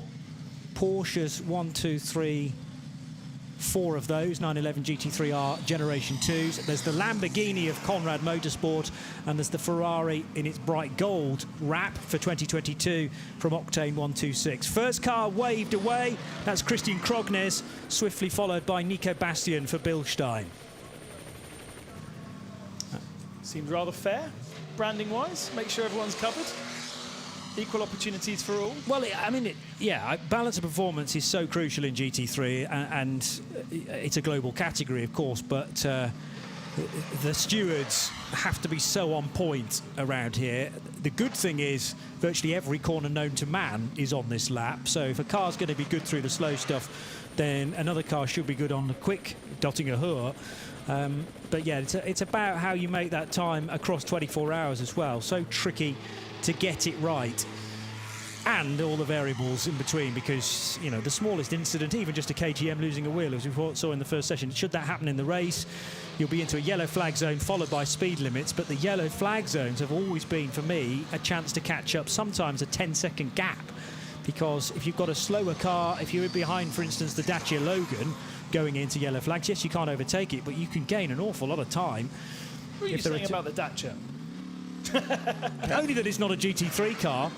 I love the branding on the back of the Dacia. It says Dacia versus Goliath, and that is spot on for me. And fair play to all those involved in that initiative to get it back. I know it's done a few NLSs. We are missing the Opel Manta this year. Often, so many times we've said that a Nürburgring 24 hours cannot run officially, according to the regulations, without an Opel Manta in the field. And they did try desperately to get it here, but a hiccup. Well, there was a fire, wasn't there? We did a lot of damage to that car in the run into this race, so hopefully in the near future that'll come back again to the ring. Well, it was due to be its last race, wasn't it? It was going to be retired in this race, as in the 50th running of it. It was all the right things to do that, and of course that fire damage. I've seen photographs of it, and it's I'm not saying it'll polish out, but there was still a lot of colour left on the car, put it that way, as in it's an engine bay cockpit fire internally, so it's not burnt to a cinder, but it's it'd be great to see that come back and have it a last swan song. We could see the foxtail out again. Ben Tuck away in the second of the Falkenhorst BMWs from 16th in the order, so that's car 102. Marek Bockman in the Schnitzelarm Racing Mercedes-AMG, number 34. Then we get to Jordan Pepper in the teal and black Conrad Motorsport Lamborghini with its 5.2-litre V10, sitting right behind Jordan's seat position. Nico Menzel in the Uber Motorsport 25. They've got an SP7 Porsche in the race as well, but this is the top-notch GT3R. And finally, Dennis Fetzer in the Pro-Am driver lineup for Lion Speed by Car Collection Motorsport, another Evo 2 R8 LMS. So the cars I missed, Julian Andlauer, as mentioned, started third and is already well into Sector 3. Jules Gounon setting off in the number 4 Mercedes from Get Speed with his teammate Maxi Gertz behind. Laurens Vanthoor not on the grid, remember, for Manta Racing. They were due to start 6th. Kuba Gamaziak for Shearer Sport Team Phoenix, elected as the qualifying driver for car 16. There's been a switch in the number 28 after Mateo Cairoli got that car into the session. Thomas Preining is the Q2 driver. Dan Harper for the BMW Junior Team, number 72. That's another Pro-Am entry, with Neil Verhagen and Max Hesse joining Dan come the race. They started 9th in the lineup. Lucas Stoltz in another Bilstein Mercedes-AMG, number 12, is the full pro car. Augusto Farfus and Nicky Katzberg for Rover Racing and their 2 BMWs. Luca Ludwig driving the Octane 126 Ferrari for the Swiss team. Patrick Niederhauser is driving the 24 Car Collection Audi. He also has a teammate behind him, Christopher Haase. So there are 3 separate teams that a quirk of the draw has seen them come out of the hat nose to tail. Mathieu Jaminet already finding his way towards what looked like Metzgersfeld there. The run out of Adenauer forced. So Krognes furthest up the road. He's already well into Sector 5, which is one of the longer sectors on the track. These times, remember, don't matter. These are just outlaps, effectively. But the next time they head across the stripe, it will be business. And how hard do you push? Do you leave something in reserve so that you've got tyre to lean on in the second lap? The absolute peak performance, bearing in mind this is a 25-kilometre circuit, will just start to go away, regardless of which tyres you've chosen for this event. I would say potentially not, in that you're absolutely right, John. It's such a long way round to complete a lap here. You've done 25k on that tyre anyway, so it's fully grained up. Go for it on that first lap, because you might encounter traffic on the second run. If you haven't and you haven't achieved it and you get you've got another bite at the cherry on that second run. But don't wait till that run. Yeah. Get it in there while you can. There's very little in motorsport that permits you to wait, actually. Go for it whilst it's there, and if you can improve next time around, that's a bonus. It's a luxury, but of all places that those opportunities can be taken away, it's going to be here. So I'd get it in the bank. Couple of order changes out on circuit whilst we get ourselves into the warm-up lap. Of course, they can change the order in which they've been drawn. So the first car actually on track now is Nico Bastian in the Bilstein Mercedes, ahead of the Falkenhaus Christian Crone's car. So he is now leading the pack through. The other one on a real push is Jordan Pepper, who should have been third last, but the Lamborghini has already passed the 3 cars ahead of him, which is the Schnitzelam Mercedes, a Falkenhorst BMW, and Christopher Hasse in the second of the Audi Sport Team Car Collection Audis. So he's actually split those 2 team cars, really on a push to try and get himself in a position where he's potentially not held up going into the fast lap, as has Nico Bastian. I was about to say that maybe the draw's been done to put the Pro-Am cars towards the rear of the field, but then I look at actually the second car to be waved off, which is the first of the 2 Bilsteins. That's a Pro-Am lineup, as is the BMW Junior Team. But coincidentally, the last 5 cars to be sent away: Falkenhorst 102, Schnitzelam 34, Conrad 7, Huber 25, and Lion Speed 23. They are all Pro-Ams, but they've got they will have the pros in to qualify. Exactly, and the cars makes the no same. difference. Yeah. Yeah. So they actually, you might find a Pro-Am machine could, in theory, qualify at the head of the field, even though half the team is the AM drivers. They're not represented in this particular session. Yeah. It's not like where you have to get all 3 drivers qualified and then do an aggregate of the times and yada yada yada, like the old WEC days, which is very confusing. True. They would go on forever if we had to do that here.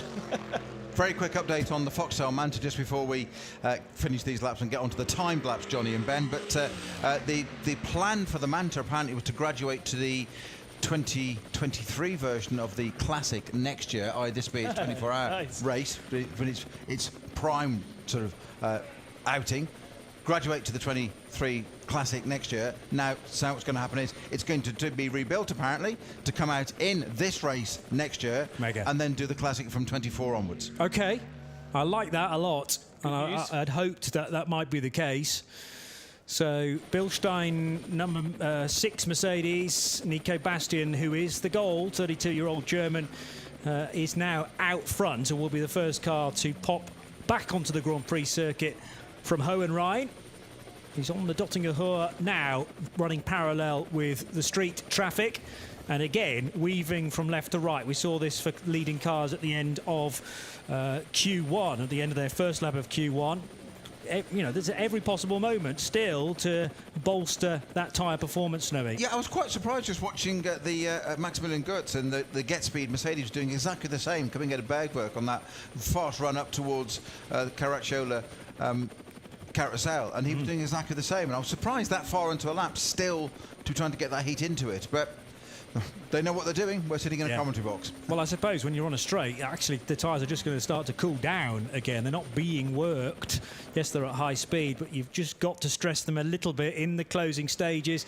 So Nico Bastian in car number 6 over the line to begin properly top qualifying 2. This 2-segment session of dual lap, but solo dual lap qualifying. You've got the Nürburgring Nordschleife to yourself, or at least Nico Bastian has.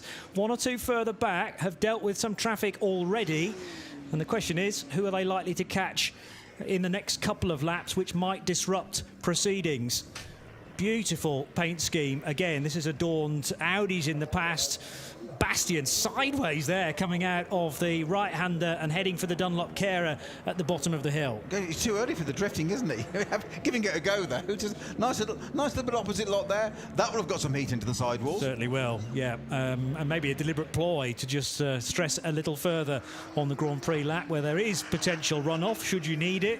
You don't want to try that by the time you're getting to Schwedenkreuz and Arenberg. But he's not leaving much on the table here, Ben.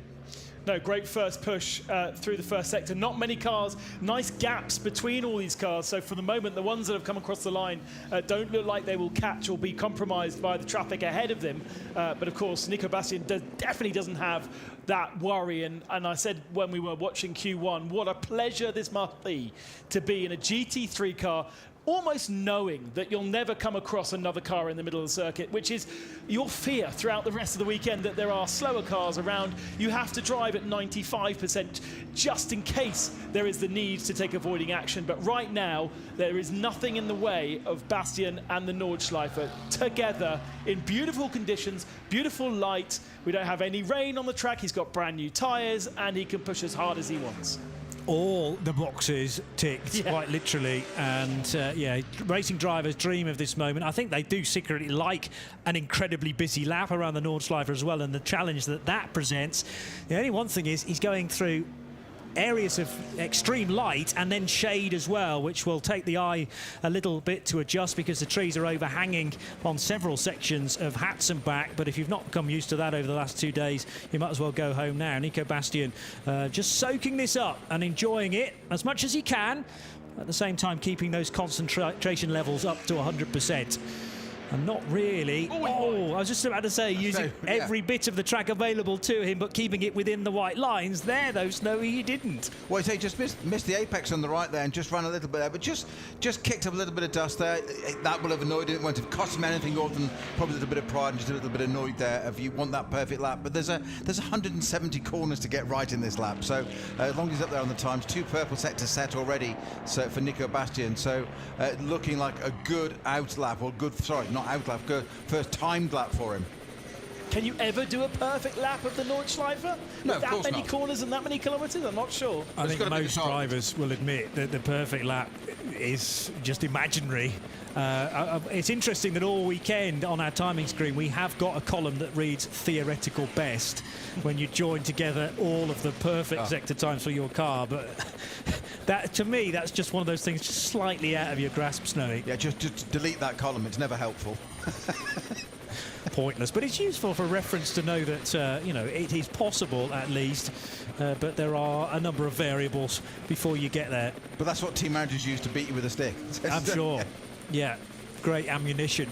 I was about to give the Octane 126 Ferrari a bit of love because in the first half of the Grand Prix track, the Octane 126 488 had been the fastest car out there, but that's been improved upon again by a car outside of the top 10. So who's gone even faster? It's Jordan Pepper in another non-German car, the Conrad Motorsport Lamborghini. You and I, Snowy, have had some conversations about the likelihood of well, not necessarily a winner on Sunday, but a pole sitter that isn't from one of the 4 major German marques. And I have to say, the early pace of both the Ferrari and the Lamborghini is encouraging. Yeah, I mean, that Lamborghini, it's and certainly Jordan Pepper aboard, it's never lacked pace. That's never been an issue. It's just lacked luck. That's always been its problem, and reliability, unfortunately. But some silly things. I mean, it's had a puncture once. It's had a wheel bearing failure in an NLS round. I mean, when does that happen? It's just unheard of, and just silly things like that. Pace is there. It just needs to. It might be one of those cars though that can't do a 4-hour NLS race and might just surprise us in a 24-hour race. Such as the field spread of our field after that single lap. We see about 4.5 minutes between our first car, which is Nico Bastian, and our last car, which is the Lion Speed by Car Collection, which came over the line about 45 seconds ago. So nearly 4 minutes between the first and the last car. All just trying to find their feet. There was no need to push on that opening lap because it wasn't a timed lap. They started from a stationary position, but that is how long it will take to fully establish who is our fastest man. And of course, it's also going to stretch a little bit as we do these 2 laps. Yeah, and decision to be made perhaps for Jordan Pepper as to if he can get close enough to Marek Bachmann and Ben Tuck ahead of him to get by, if at all possible. He is already ahead. Yeah. Well, I wondered that because, as I say, he's in amongst Pro-Am cars there, but Jordan Pepper, gold rated from South Africa, and joining Axel Jeffries, Michele Martino, and the 4th driver in that Lamborghini has changed quite recently, actually. It's now going to be Maximilian Hacklander brought in to make that a 4-driver lineup rather than the 3 that it was originally labelled as on the roof of the Lambo, Franz Conrad's team. Just as this unfolds in front of us, boys, we've talked about 810s when I get down to this. The lap record on this configuration is Augustus Farfus in an 808. I think it's a 421, 808. Yeah. Who's out on track at the moment? Who's setting quick sector times? Is it Augusto Farfus, per It might chance? just be. Yeah, in the 99 Rover Racing BMW. So 99 and 98 left the main straight virtually together, 10 seconds apart, but otherwise no cars between them. And yes, you're right that he's pushing incredibly hard through those sectors that mean a great deal, i.e. Hatzenbach, Flugplatz, Schwedenkreuz. Then there's a sort of 10-second sector time, but the 1:45 is decent, which is sector 5, and sector 7 so crucial, because if you can get through that in about 2 minutes and 25 seconds, it's always a long wait for the cars to reappear on our screen at the end of sector 7, but that can be so pivotal for the run onto Dottinger Hohe. So Nico Bastian still the leading car, if you like. Christian Krognes, the second car that you will see around the track. Mathieu Jaminet didn't know he was going to be in this session at the start of the day, but his teammate, labelled as Jaminet, that should be Julian Andlauer, in fact, for this session. And Andlauer taking over for Q2 is up to 7 minutes, so he'll be home in the next minute and 20 seconds or thereabouts. There'll be Bastian first across the line. 2:25 is bang on the money for me through sector 7. That was set by Christian Krognes. Bastian's time just 3/10 off that, and he's done the first bit of the Dottinger Hohe in under 20.5 seconds. Down through the gears for the Mercedes, exiting Hohenrhein now, and the first of 2 Bilstein liveried Mercedes in this session will cross the line over the 8-minute 10 marker. It's an 8:12.326 for Nico Bastian, and that's a very decent marker to be laying down, at least for your first effort, Ben. Yeah, watch out for Thomas Preining in the Dynamic Motorsport Porsche. He's had some purple sectors, good purple sectors, as we mentioned, in the middle of the lap for Augusto Farfus. Jordan Pepper has some nice clear track ahead of him, so he's been able to be on pace as well. Even in sectors 5, we're still seeing the Ferrari setting purples, so lots of pace. And I think it's so close in this session that until they get across the line, we're not going to know what kind of pace they're at. Well, Mathieu Jaminet, 1.5 back and forth right now, the cars that have set a lap time. Christian Crone's just in the Falken horse BMW, just gone 8:11.8 to top the timesheets now. has now just been beaten by Kuka Maziak. Yes. The Audi R8 with a 8:11.6 coming thick and fast now. Yeah, which is one of the two Phoenix cars in this session. So Kuba, 31-year-old from Poland, a Meister when it came to the Porsche Super Cup. But has gravitated to Audi in more recent years, and an 8:11.670 then for the pole to dispatch Christian Crognes from provisional pole position. But there's only 0.175 of a second between those two, the Audi from the BMW, then the first Mercedes, which is Luca Stolz in the number 12 offering from Bilstein. So you've got Bilstein Mercedes that were, or that are, fourth and fifth gens. Junior team BMW up to provisional pole, a 10.6, but we're still waiting for the Ferrari to get to us. Luca Ludwig should be on pace as Augusto Farfus goes fastest by 9/10 of a second. So Farfus ahead of Harper, but now Ludwig does get the pole position. Luca Ludwig, I told you about the Octane 126 Ferrari being pretty nifty on the Grand Prix track. Well, on the Goodyear tyre for the Ferrari 488, provisional pole, it's an 8:09.469. So that's the first sub 8 minutes 10-second lap. And he has done that by a massive margin, 1.1 seconds, kind of unheard of. What we haven't yet had time for is Jordan Pepper's Lamborghini, who conveniently appears on the screen in front of me. He's now on the Dottinger Hoor, having been quicker than anybody else through the first sector. That is only about 40 seconds, though. I'm intrigued to know how Jordan Pepper's got on in the longer sector, 2:26. There are cars that have gone about 1.3 seconds faster than that, so it might not be good enough to skip ahead of Luca Ludwig, but there is a Ferrari potentially on pole position here with one more lap to do for virtually everyone in the session. Fourth place for Jordan Pepper, an 8:11.462, gained a lot of time on the Grand Prix track as mentioned, and that run through Hatzenbach was very good as well. To be lower than a 1:03, you're really pushing. And it was in the technical fast sweepers around the back of the circuit, Wipperman and Flansgarten, places like that, where the Ferrari was particularly strong in Sector 7 and a little bit earlier on the lap in Sector 5, which is a little bit more of a flat-out section. So good top speed from the Ferrari. Now, how many will push for another lap? How many have got the ability to go even faster again? Otherwise, that discussion that you guys had at lunchtime may well come true, because we have a non-German branded machine on the front of the provisional grid. Two Italian cars in the front two rows provisionally at the moment. Yeah.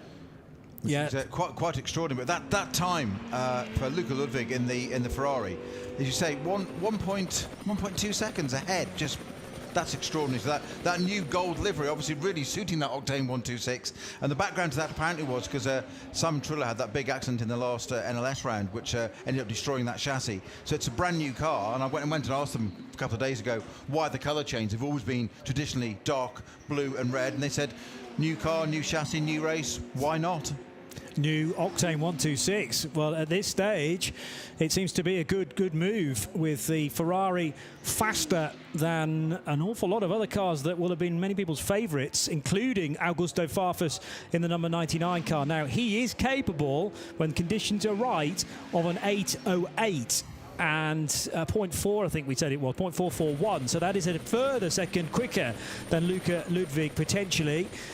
How much in reserve has the Brazilian got, I wonder? Second fastest so far for the Rover Racing BMW. All of the top 8 where they are positioned at the moment are cars that knew they were into Q2 at the start of the day.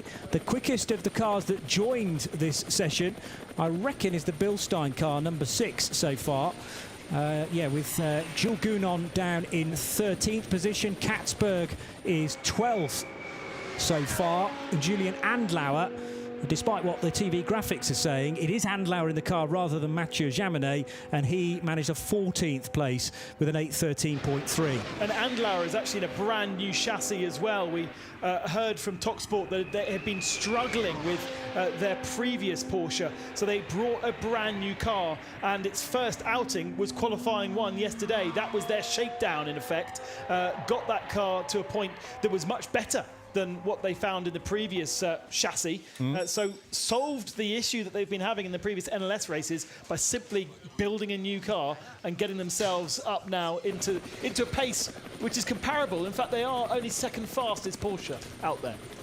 Johnny, you mentioned that the Octane Ferrari had such a good run on that Grand Prix circuit, which is obviously the smallest part. It carried it right through to the rest of the circuit as well, and took the rest of the lap as well, and took that provisional pole position.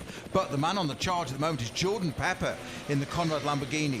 The first sector, I know it's only the first sector, but nobody's dipped under 40 seconds, 40.1 seconds, 40.2. But Jordan Pepper done a 39.8 in that first sector. And improved his splits in third and fourth sector as well. Fourth sector doesn't really count, it's only 700 metres. Don't worry about that one. And he's only slower in the second sector because, if you remember, he did an incredibly fast second sector of the lap on his first attempt. So he's not been able to improve on that, but he is so far improving well in the other sectors. You ready for it? All Italian, front row. How about that? But the 62.6 seconds through Sector 3 is just about the best offering so far of those circulating at the sharp end. 62.7 for Luca Ludwig in the Ferrari that is heading now to the right-hander on the approach to the carousel. So continuing up the hill with the trees closing in on driver's right. Important for Luca to get the run on from asphalt to concrete just bang on, and I have to say the wheel tracks of that Ferrari perfect over those giant concrete slabs. Slowing. Is it slowing? I don't think it is. Still looking good. Heading up the hill, Chris Haase as well in his car collection Audi number 22. He's a bit further back from Luca Ludwig, now approaching the Cacciola with, on the Dottinger Höhe, this is last chance saloon, if you like, for Nico Bastian, car number 6. Bastian with the second half of a lap, which looks to be better than his previous attempts. You can see the green sectors on sectors 4 through to the end of the lap. So this might be an improvement from 10th position. There are plenty of green sectors showing on the timing screens. Not so many purples. Jordan Pepper's purple in sector 1 still showing. But Nico Bastian's second attempt from 10th position stays in 10th. So significant, those last couple of sectors of the lap. Yeah, flag is out now, so this is the one that really counts. To Jordan Pepper, once again, quickest in sector 6, a 35.1. A couple of tenths up there, which is all important. Those, as you said, sectors 6, 7, 8 and 9. That's really, really important to the end of this lap. So Jordan Pepper's got the Conrad Lamborghini hooked up for the moment. Over the line goes Christian Krognes, and that was not an improvement either, an 8:12.975. So car 101 will start 7th or lower, because remember there's always a chance for 1 or 2 slower cars on their first attempt to vault above. Jordan Pepper sitting in 4th, a Lamborghini on the ragged edge. Franz Conrad licking his lips here at the prospect of a front row start and maybe even a pole position. It's qualifying at the Nürburgring 24 hours. That's exactly what Jordan Pepper should be doing in the number 7 Conrad Lamborghini. And no wonder Franz Conrad is sitting there licking his lips going, that's my boy. Yeah, absolutely is. But he was a little wide coming out of Brunchen, and likewise didn't have a lot of road left on the right-hand side of Eiskurve onto the Dottinger Höhe. No chance of a tow for Luca Ludwig, but he didn't need it last time, and he's gone quicker than anybody else through the long sector on sector 7. 2 minutes 24 in the sector 7 for Luca Ludwig in the number 26 Octane 126 Ferrari. An extraordinary run so far for these 2 Italian cars. They've just been sitting there in the background all this weekend. Is this going to be is this their time to shine in the sun? Not many improvements on this second lap for many of the cars coming across our line. We've just got Rover coming across and no improvement from them. So Farfus in second position, the second Rover coming across the line, only 13th for Katzberg. And Katzberg was 12th the first time around, so he's actually lost a spot because of some shuffling above him. So qualifiers from one to the other. Still the best car was Nico Bastian, car number 6 of the 4 that lucked into this late on. Yeah, Ferrari didn't improve either, so an 8:10.4 from Ludwig. But just these 2 cars, Christopher Haase and Jordan Pepper, looking like they may upset what has otherwise been relatively consistent from the guys ahead of them. So Audi heading for Tiergarten and Hohenrhein. Christopher Haase, who is third fastest at the moment on an 8:11.210, and the car alongside him on the provisional starting grid also looking to improve. Jordan Pepper's just done a 2:25 through the long sector. What is Christopher Haase going to do? He crosses the line and will stay in third position because he's 0.3 of a second away from improving. Jordan Pepper switches from one side of the grid to the other, fourth to third for the South African. Franz Conrad more than happy with that. He would have loved to have drawn alongside Luca Ludwig to make it an all-Italian front row, but in the end it is a Ferrari from Octane 126 who have got pole position, perhaps against all odds when you consider they were up against the might of BMW, Audi, Mercedes and Porsche, but Ferrari are on pole for the 2022 50th anniversary of the Nürburgring 24 Hours, gents. Well, I have to say, I didn't see that one coming. I really didn't. I'm so pleased that the Italian cars just haven't figured. It's been a German stronghold at the German circuit. Why ever not? But it's just so good to see something different up there. Yeah. And that's going to make this race, it's going to make the first corner, first lap fascinating. Two Italian cars in the first three. Amazing. Still some cars to complete their session, but we're, in a sense, calling out Nico Menzel because he hasn't managed to improve on his own effort. And that is, backed up by the fact that he lost about 7 seconds all told. Some of that will have been knowing that he was down on time and therefore easing back. Dennis Fetzer, as part of the Pro-Am lineup for Lion Speed by Car Collection, about to cross the line as well. This should be an improvement, but a long way short of Luca Ludwig's effort, an 8:09. There was one improvement late on for Marek Bachmann, the Schlitterland Mercedes, getting himself up to 15th position after sitting down in 18th. But in the background, you can hear the sound of Octane 126 celebrating. Their Ferrari, this team from Switzerland, will be starting from pole position at 4 o'clock tomorrow afternoon. It was Luca Ludwig, the 33-year-old German, who sets the time, and he will be joined during the race by Jonathan Hershey, Simon Trummer and Bjorn Grossman. And that change of livery, because of a pretty horror accident for Simon Trummer not too long ago, has done the business, Snowy. It's a Ferrari that has always looked quick at times during the NLS season that will grab all the headlines tonight. It shows how much it can change in the blink of an eye, doesn't it? BMW M4 GT3 car has been the car of the class act of the series so far. It's been all this year. That's what the car does around here around the Nürburgring. Honestly, we've got one on the front row, okay, Augustus Farfus. We've said he was the lap record holder on this configuration of circuit anyway, so not really surprising. But a Ferrari BMW front row, Lamborghini Audi next, another Audi, and then it's BMW junior team and the Falkenhorst car, Dan Harper and Christian Krogner's in the Falkenhorst Motorsport car number 101. 72 and 101 there make up the third and fourth BMWs in that. Who'd have thought they'd have been 6th and 7th in this setup? Mercedes, it is Luca Stoltz in the number 12 car, and the Huber Motorsports, Chris Menzel in the 911, and then the Nico Bastian that rounds out the top 10 in the Mercedes, Get Speed Mercedes. So quite not a result I would have predicted. I'm not surprised to see those two Italian cars in there. I thought they'd be most certainly in the top 15 without question, and quite probably in the top 10.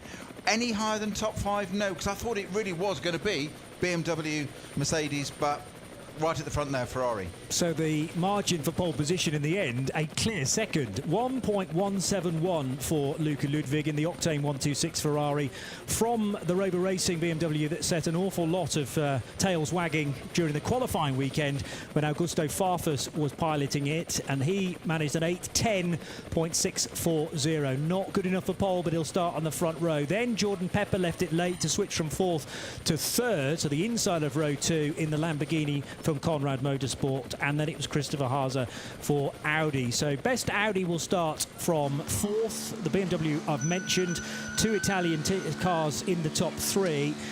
Mercedes, best one of those will be the Bilstein offering car number 12. The highest of the Porsches, Huber Motorsports example, number 25, to start from 9th position. And of those 4 cars that qualified late, the 4 that moved from Q1 into Q2, you're looking at 12th, 13th, 14th and 16th of the 16 cars. The punch of the air from Luca Ludwig, climbing out of his car and about to be interviewed by a good number of press members. Patrick Simon is down there for local TV as well. But, I mean, how much is that down to tyres as well? Because there aren't that many Goodyear shod machines in the race. Goodyear have brought plenty of tyres for cars lower down in the classes.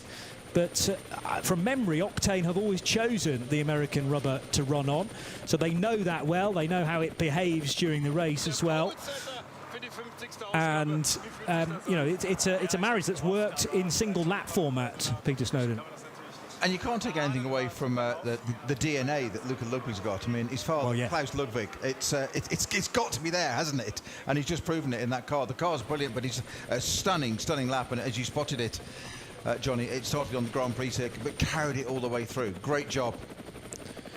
And I'm now trying to remember the last time Luca Ludwig managed to do this, because I'm pretty sure he's been, if not on pole, there or thereabouts. The BMW has flattered to deceive, quite possibly, on a Friday, to then not necessarily carry that form on into the race itself. But let's remind you of the top 3 for the 50th anniversary of the Nürburgring 24 hours. Jordan Pepper was 4th after a really good initial run. That's a Pro-Am car, but he bags 3rd late in the piece.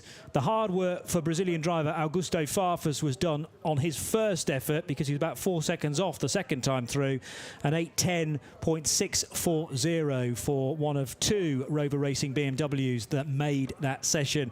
But it is the gold and orange of Octane 126 and gold-rated Luca Ludwig, who plucked an 8:09.469 out of the session, and that was done early on. He more or less matched it to, well, within a second of his first effort next time around. So that's what's giving me the impression that the Goodyear tyre wears well over a 25-kilometre period. And if you did take the second laps individually from the first, he would still be the fastest. He'd still be there. He would still be on the pole. Well, that shows you some consistency across 2 laps. What you have to be doing is to do it over 8 laps, which is a stint around here, roughly about an hour, and stay out of all of the carnage that can be presented with 134 other cars on the circuit. And noticing that certain areas very much scattered with gravel, possibly on the exit of Arenberg there, and certainly at the NKG chicane on the Grand Prix track as well. You don't really have a moment to adjust for that. You can't afford to just hope that running over that's not going to cause any dramas late on. But Luca Ludwig, as you say, he comes from great stock, but he's also competed in a number of these 24-hour races, so knows the drill now, Snowy. And he's put it all together, hasn't he? When it matters for qualifying, he goes into the race tomorrow in the best possible position. Tomorrow, though, totally different story. That was 1 lap. This is 1 day. Yeah. I think the year I'm remembering is 2020, when Luca managed to get a front row start. It actually wasn't pole position. He started alongside the number 4 Mercedes that year, which was the entry from HRT. So Christodoulou, Maro Engel, Lucas Stoltz, Manuel Metzger's car, and Luca Ludwig was in exactly the same driver lineup, actually. So he had Hershey, he had Trumme, he had Grossman for teammates. Was 5 seconds away, though, from that year's pole position time. And that will have been held in the wet as well, because we were in around the kind of late 8 minutes, early 9-minute times. When you have perfect conditions and 2 years on of some development of that 488, those are the changes that can be created. So now, at this point of proceedings, Ben, I was about to turn to you and ask you who you thought was going to win, but conveniently we're going to talk about highlights. So you might have been saved by the bell there. I will get your thoughts maybe later on in the weekend about that. So 2 separate qualifying sessions, tyres, by the looks of things, being called very late by certain cars. But unfortunately for Glickenhaus, who were due to be in the first session, they didn't get any further than the Grand Prix track when they had to go into the pit lane via the back door. Gremlins there that we shall get to the bottom of in due course. Everybody else was waved off, though, in their correct positions, including from the front of the pack, the 116 of Tim Heinemann for KTM. Unfortunately for his teammate Ferdinand Stuck in the 117, that car wouldn't get much further than Hatzenbach and caused dramas for other cars in the session, either those that were about to start their first lap or others that were about to commence lap number 2. KCMG not hanging around with Earl Bamber at the wheel, and Mateo Cairoli as well. Missed the moment for Falken Motorsport, I have to say, early on in the session. With so many cars circulating all at once, it was always tricky to stay on top of exactly what was going on around a 25-kilometre circuit. But Ferdinand Stuck out of the session early, and he, I suppose, could turn his attention to race mode together with his teammates in the 117 for tomorrow. Maro Engel, happy, I think, with the work that he did in the first session, although, Ben, you were suggesting that maybe, conversations with Jules Gounon suggesting the car wasn't quite in the sweet spot, and it was 12th come the all-important session. Yeah, best of the Mercedes down there in 8th position with Lucas Stoltz. I was tipping Mercedes for this being their year, but it does seem as though behind Audi, behind BMW, only Porsche one position back in 9th, the best of theirs. The Huber Motorsport, Nico Menzo, who was, I think, one of the last cars to complete a lap time. But the Octane 126 Luca Ludwig driven Ferrari was out there in the middle order, but it started to set green and purple sector times very early on, was mighty through the very long 2.5-minute sector 7 section, and Luca Ludwig is on pole position for the 2022 edition of the Nürburgring 24 Hours.